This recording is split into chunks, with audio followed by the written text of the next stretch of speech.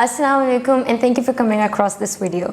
Since आज June 27th and it's PTSD Awareness Day, हम उस सिलसिले में बात करेंगे क्योंकि एक इंसान की मेंटल हेल्थ उतनी ही इंपॉर्टेंट होती है जितनी कि उसकी फ़िज़िकल हेल्थ. जिन लोगों को इसके बारे में ज़्यादा इन्फॉर्मेशन नहीं है कि PTSD होता क्या है, it actually is post traumatic stress disorder. ये एक मेंटल हेल्थ कंडीशन है जो कि ट्रिगर हो सकती है किसी भी टेरिफाइंग इवेंट से. It can be car accident, some sort of a torture, physical abuse, sexual abuse. So it can be a variety of different events. ये आप खुद भी एक्सपीरियंस कर सकते हैं या ऐसे भी ट्रिगर हो सकता है अगर आपने किसी को एक्सपीरियंस करते खुद विटनेस किया हो. But the good part is it's never too late. It's never too late to come seek professional health regarding this. Here at Butch International Hospital, हमारे consultants आपके लिए available हैं to help you with your medical health, your mental health.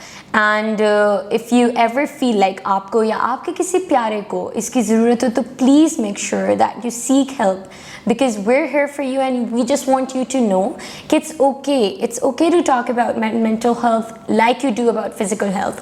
किसी को ज़रूरत है तो उनको वक्त से पहले इस बारे में attention ले लेनी चाहिए किसी प्रोफेशनल की.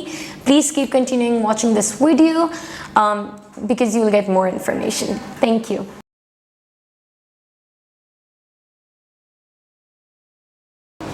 This is Nadia Fahim. I am working as a psychotherapist in Butch Hospital.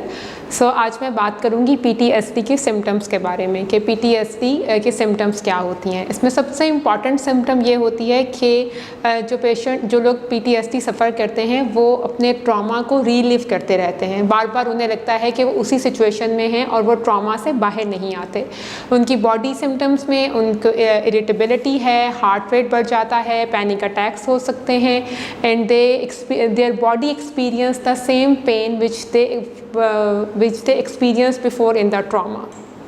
And then people who have PTSD may feel insomnia, क्योंकि वो जब सोते हैं तब भी उन्हें वो ख्वाब आते हैं, वो ख्यालात आते हैं. They are unable to sleep and they are unable to perform properly in their daily routine. So अगर आपके इर्द गिर्द ऐसे कोई लोग हैं तो आप उनको प्रोफेशनल हेल्प की तरफ लेके जाएं.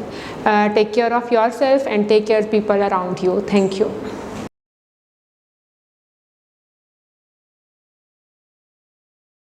अस्सलामुअलैकुम. PTSD या पोस्ट ट्रॉमिक स्ट्रेस डिसऑर्डर के इलाज में काउंसलिंग और दवाइयों दोनों का ही बहुत अहम रोल है. ये अक्सर इस चीज़ पे डिपेंड करता है या इसका इन्हिसार इस चीज़ पे होता है कि बीमारी की शिद्दत क्या है. काउंसलिंग का मेन मकसद या थेरेपी का मेन मकसद ये है कि वो जो खौफ और घबराहट की अलामात हैं वो कंट्रोल हो सकें और वो जो तकलीफ़ दह वाक़या है जब हम उसे दोबारा याद करें तो उस शिद्दत की तकलीफ़ या घबराहट ना हो जो हमारे लिए बाइस ज़हमत बन रही है.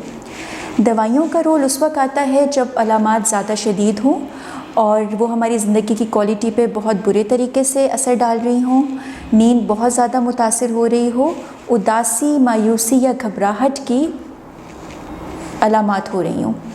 उदासी, मायूसी या घबराहट की अलामात अगर ज़्यादा शदीद हैं तो उसमें फिर दवाइयों का रोल आता है और दवाइयाँ देनी चाहिए. बाज़ औक़ात बहुत सारे लोगों का ये ख़्याल है कि जो दवाइयाँ PTSD में या घबराहट में, उदासी में दी जाती हैं उनमें नींद होती है या उनमें नशा होता है या उनकी आदत लग जाती है. तो मैं चाहूँगी कि मैं इस मिसकंसेप्शन या मिथ को ख़त्म करूँ. उन दवाइयों में कतई नशा नहीं होता, ना ही उनकी आदत लगती है. तो अगर आप डॉक्टर के पास जाते हैं और कंसल्ट करते हैं और स्पेशलिस्ट को लगता है कि काउंसलिंग के साथ साथ दवाई की भी ज़रूरत है तो इस बीमारी के लिए ज़रूर दवाई लीजिए ताकि आप जल्दी ठीक हों. और ये कोई लंबे अरसे की या ताहयात लेने की दवाइयाँ नहीं होती, आम तौर पे एक ख़ुसूसी कोर्स के बाद ख़त्म कर दी जाती हैं. इलाज ज़रूर करवाइए, साइकोलॉजिस्ट और साइकाइट्रिस्ट को विज़िट कीजिए क्योंकि ये बीमारी बहुत तकलीफ़ दह है और इसमें जितनी भी मदद हो सके ज़रूर लीजिए. शुक्रिया.